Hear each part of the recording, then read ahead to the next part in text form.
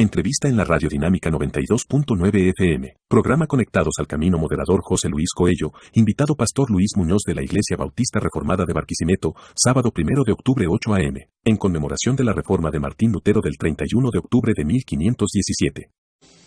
Y bien, vamos de inmediato a tu sección Grandes Temas. Y a propósito de celebrarse el próximo 31 de octubre el Día Internacional de la Reforma, vamos a desarrollar todo este mes una serie que lleva por título La Reforma 505 años después. Estaremos todas estas semanas discutiendo, analizando y reflexionando sobre temas importantes relacionados con la Reforma, teniendo con nosotros a invitados muy especiales. El tema de hoy será la Reforma Protestante. Sabemos que la Reforma es uno de los acontecimientos más importantes de la historia de Occidente, el cual cambió por completo el panorama cultural, religioso, social y político de entonces y rompió el yugo que tenía la Iglesia medieval. Aunque la historia cita movimientos reformistas anteriores en respuesta a la corrupción que imperaba en la Iglesia, liderados por Pedro Baldo, John Wycliffe, Hus, Girolamo, por nombrar algunos pioneros, fue Martín Lutero, monje católico, agustino, profesor de las Sagradas Escrituras de Wittenberg, quien tuvo un papel fundamental al hacer públicas sus 95 tesis en las que se criticaba, entre otras cosas, la venta de indulgencias por Roma para ayudar a la reconstrucción de la Basílica de San Pedro. Sabido es que el anhelo de Lutero era generar los cambios que proponía al interior de la Iglesia Católica Romana.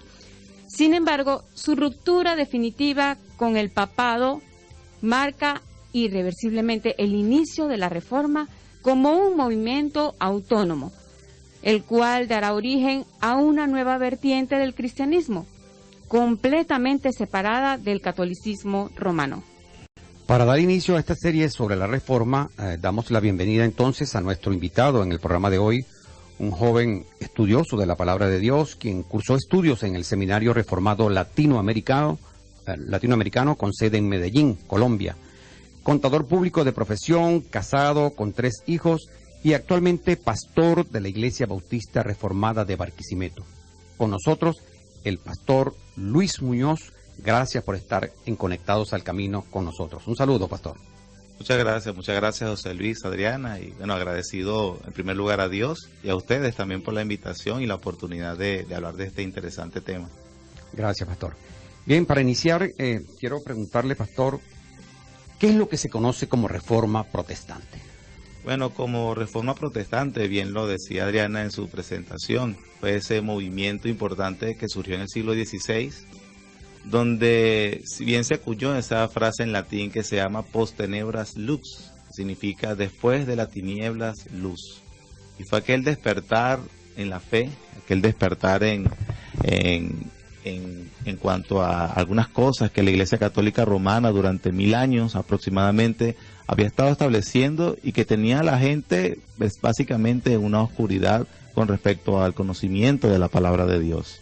Pero bueno, ese movimiento que bien comenzó, la persona que más se nombra es Martín Lutero, que se había dado algunos movimientos prerreformistas antes de su tiempo, terminó surgiendo en ese despertar teológico, en primer lugar, despertar religioso, y que terminó influenciando a la sociedad en general, en todas las áreas del desarrollo de humano. Inclusive se habla de que Occidente actual, la sociedad occidental, surgió precisamente después de ese movimiento tan importante que fue la Reforma Protestante. Bien, hemos dicho, pastor, con nosotros el pastor Luis Muñoz de la Iglesia Bautista Reformada de Barquisimeto. Sabemos que la Reforma Protestante cambió por completo el panorama cultural, religioso, social y político de Europa, como ya lo hemos dicho. Ahora bien, yo le haría la siguiente pregunta. ¿Qué consecuencias trajo este movimiento de la Reforma Protestante al mundo occidental? Bueno, tuvo unas consecuencias importantísimas. En primer lugar, ese despertar, por ejemplo, de conocer de que el pueblo cristiano fundamentara su fe en la palabra del Señor. Luego de ese primer periodo de los primeros reformadores como Martín Lutero y luego sus discípulos y otros que el Señor fue levantando, se entendió, por ejemplo, como una fe fundamental aquellas 5 fundamentos que la iglesia evangélica o la iglesia cristiana, el pueblo de Dios pudo fundamentarse, que es sola escritura, sola fe, solo Cristo, solo gracia y solo a Dios la gloria. Y una de las cosas más importantes que la pregunta, quise decir, más importante que se quería responder a, en fin de cuentas, ¿quién tiene autoridad sobre lo que debemos creer o sobre lo que qué debemos hacer, cómo debemos vivir, cómo podemos agradar a Dios? Esa era la pregunta fundamental que había que responder, a lo cual Martín Lutero junto a los reformadores terminaron contestando que quien tiene la autoridad final es la Escritura, la palabra de Dios. Esto fue en contraste con lo que enseñaba para ese entonces la Iglesia Católica Romana, que ellos entendían que la autoridad final para todo lo tenían la Iglesia Católica y la tradición. Y en cuanto a acercarse a las Escrituras, solamente tenía que adaptarse a lo que dijera la Iglesia Católica como tal. Sin embargo, a partir de este movimiento hubo un despertar para buscar como fuente de dirección de vida y de lo que Dios dice, las Escrituras, la santa palabra de Dios. Y allí entonces podemos hablar de uno de los principales beneficios o consecuencias que trajo la Reforma Protestante. Sí, no hay que desconocer que la Iglesia católica dominó a la Europa medieval por muchos años, ¿no? Como autoridad única espiritual, y fue aumentando su poder de manera tal que influyó en las esferas políticas y culturales de entonces, y el Papa se convirtió en una presencia política significativa y en general dedicaba más tiempo y esfuerzo a los asuntos mundanos que a los religiosos. Exactamente. Bien, sigamos entonces con el tema de hoy, la Reforma 505 años después.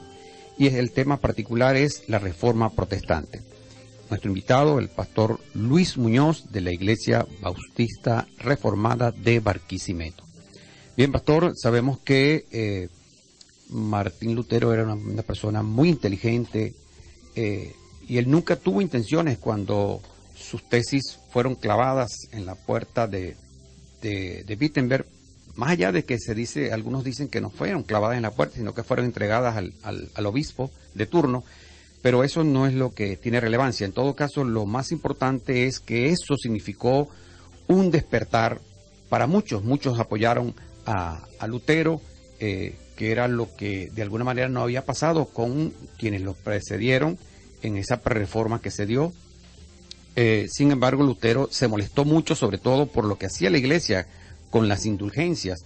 Y él, en una oportunidad, él era profesor de la Universidad de Wittenberg, y cuando el fraile dominico Johann Texel llegó a la zona para vender indulgencias y financiar la reconstrucción de la Basílica de San Pedro en Roma, él se molestó muchísimo. Recordemos lo que decía, se le atribuye a este dominico Texel: cuando el oro suena en el cofre, el alma rescatada salta hacia el cielo. ¡Qué tremendo, pastor!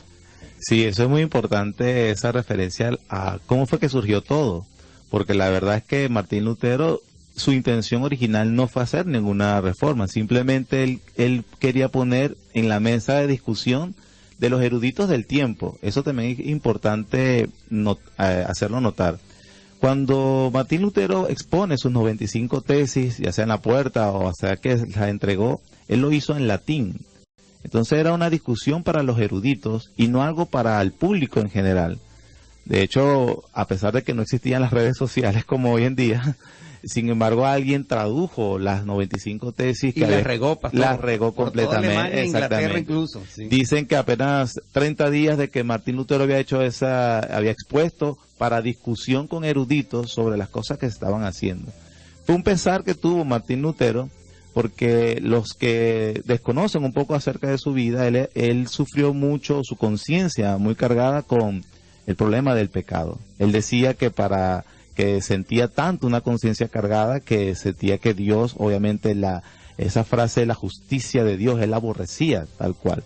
pero siendo profesor en la Universidad de Wittenberg, enseñando Salmos y enseñando Romanos, en un momento dice él que leyó Romanos 1:16 y fue como que cuando entendió que la justicia de Dios se refería en el Evangelio, no se refería a ese atributo de Dios para castigar el pecado, sino para la justicia que Él le atribuye al pecador por confiar en otro, en este caso en Jesucristo. Él dice que se abrieron las puertas del paraíso para él. Y él comprendió, leyendo la carta de Romanos, eso es importante, leyendo la misma escritura, que la salvación, el perdón de los pecados, venía precisamente por pura gracia, confesando nuestros pecados a Dios y que recibimos el perdón a través de la obra que hacía el Señor Jesucristo. Luego, cuando él ve que este monje dominico utilizaba esta estrategia como de que pidiendo dinero a las personas, la venta de las indulgencias, para que las personas fueran perdonadas sus pecados o para que sus familiares salieran del purgatorio, eso obviamente lo indignó profundamente. Y eso fue lo que hizo que él expusiera estas tesis para que, de alguna forma, él todavía creía que el Papa León X, que era el Papa de ese momento, no estaba de acuerdo con si el Papa se enterara de lo que estaba sucediendo, él seguro iba a actuar en favor de lo que era la fe realmente. Y bueno, eso hizo que Martín Lutero expusiera esto, no para hacer ningún tipo de reforma protestante, sino para provocar la discusión entre los eruditos del clero en ese tiempo. Y bueno, eso terminó produciendo lo que después conocimos como la Reforma Protestante. Es importante también destacar que León X, junto a Texel, junto al arzobispo de Maguncia, que es de donde surge todo este problema, estaban financiando o apoyando lo de la venta de las indulgencias porque financiaban la construcción de la capilla de San Pedro, como bien lo comentaste, José Luis, pero también los turcos estaban haciendo estragos en Occidente. Suleimán, el turco, estaba amenazando la seguridad de Occidente y entonces necesitaban financiar la guerra. Eran las dos razones por las cuales estaban haciendo este proceso de recaudar dinero vendiendo el perdón de pecados. Muchas gracias. Estamos desarrollando el tema La Reforma Protestante. Les recuerdo a nuestros amados oyentes que el próximo 31 de octubre se celebra el Día Internacional de la Reforma, un paso revolucionario significativo que se dio para que ocurriera ese cisma no intencionado por parte de Lutero, de Martín Lutero, y se dividiera la Iglesia Católica y originara lo que hoy día conocemos como la Iglesia Cristiana, Evangélica o la Iglesia Protestante. Y bien, continuamos con este tema de hoy, la Reforma Protestante. Pastor, una pregunta que tengo por acá. ¿Qué contribución deja Lutero a la Iglesia con toda esta acción?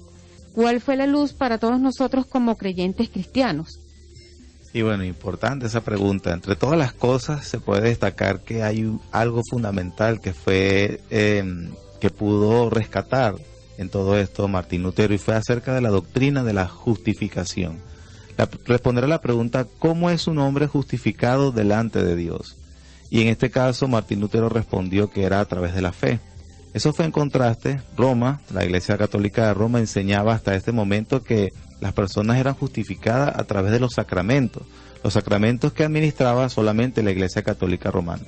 Así que para que una persona en primer lugar pudiera ser perdonada o se le perdonara su pecado original, ¿verdad? Ya que todos nacíamos en Adán y nacían pecadores, esa persona necesitaba ser bautizada.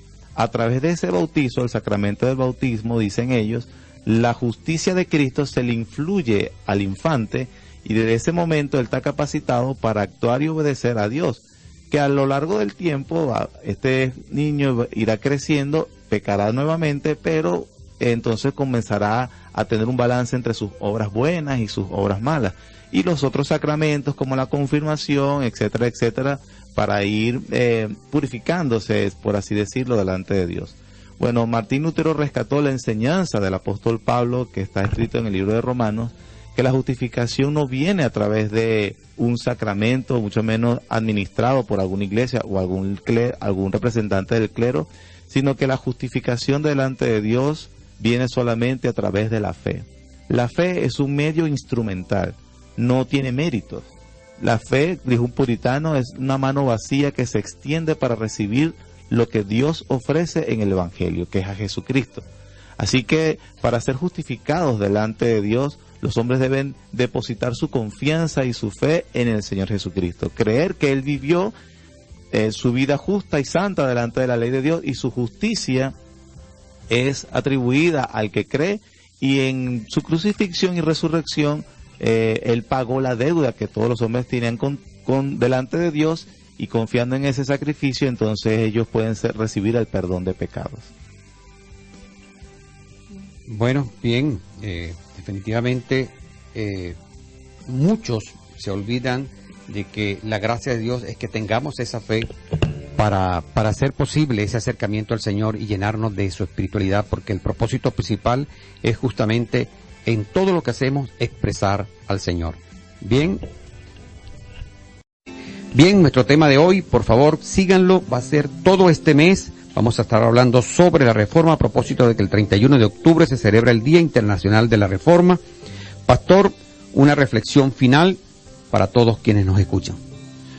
Bueno, definitivamente, a pesar de que analizamos o conocemos un hecho que ocurrió hace 500 años, y uno pudiera decir que es algo del pasado o algo que simplemente significó para la iglesia cristiana en aquel tiempo, definitivamente el día de hoy es necesario continuar con esos principios que se revelaron en ese tiempo acerca de sola escritura. Para mi tristeza, lo puedo decir con toda tristeza, pero con mucha responsabilidad, hoy se necesita una reforma, pero no en contra de la Iglesia Católica Romana, sino con lo que hoy se llama Iglesia Evangélica. La verdad es que muchos que se llaman pastores cristianos son una versión moderna del dominico Johann Texe, a veces con su venta de indulgencia, pero en este caso una injustificada manera de sacar dinero que da vergüenza. Necesitamos que el pueblo cristiano, el pueblo que se llama cristiano, evalúe sus creencias a la luz de lo que dice la palabra de Dios. Eso es lo importante. Entre muchas de las cosas, muchas personas que se llaman cristianos realmente no tienen las cosas que creen o las cosas que afirmen, no tienen ningún fundamento bíblico. Y es muy importante para la fe cristiana recuperar ese valor de la reforma, pues, sola escritura. Que cuando escuchemos a un pastor, un predicador, o un libro, o lo que sea que estemos, de donde estemos aprendiendo, seamos conscientes de que las cosas que estamos abrazando son por lo que lo dice la Biblia. La autoridad final, decía Lutero, no la tenía el Papa. Bueno, la autoridad final hoy en día tenemos que decir, no la tiene un pastor como tal o una denominación. La autoridad final es la palabra de Dios. Y si nosotros nos evaluamos todas las cosas que queramos creer o fundamentar o abrazar por la fe, que estemos conscientes de que es en las Escrituras. El apóstol Pablo dijo que eran Lucas. En el Evangelio de Lucas dice que visitando una ciudad, él felicitó a unos creyentes de la ciudad de Berea, diciendo que eran más nobles que los de Tesalónica, porque confirmaban que lo que le enseñaba el apóstol Pablo estaba en las Escrituras. Hoy en día parece ser ofensivo que uno quiera confirmar las cosas que se dicen en las Escrituras, pero realmente es muy importante que vayamos a ellas. Bueno, muchísimas gracias. Con nosotros estuvo acompañándonos hoy el pastor Luis Muñoz de la Iglesia Bautista Reformada de Barquisimeto. Gracias, pastor. Y les reitero, amigos, oyentes, hermanos, que todo este mes vamos a estar hablando sobre temas interesantes sobre la reforma. Amigas y amigos, el tiempo avanzó, hemos llegado al final de Conectados al Camino. Le damos las gracias a nuestro Señor porque nos hemos alimentado con su verdad, y la gloria y la honra sean para Él. Le damos las gracias también a todos ustedes, amados oyentes, por su apoyo y su sintonía.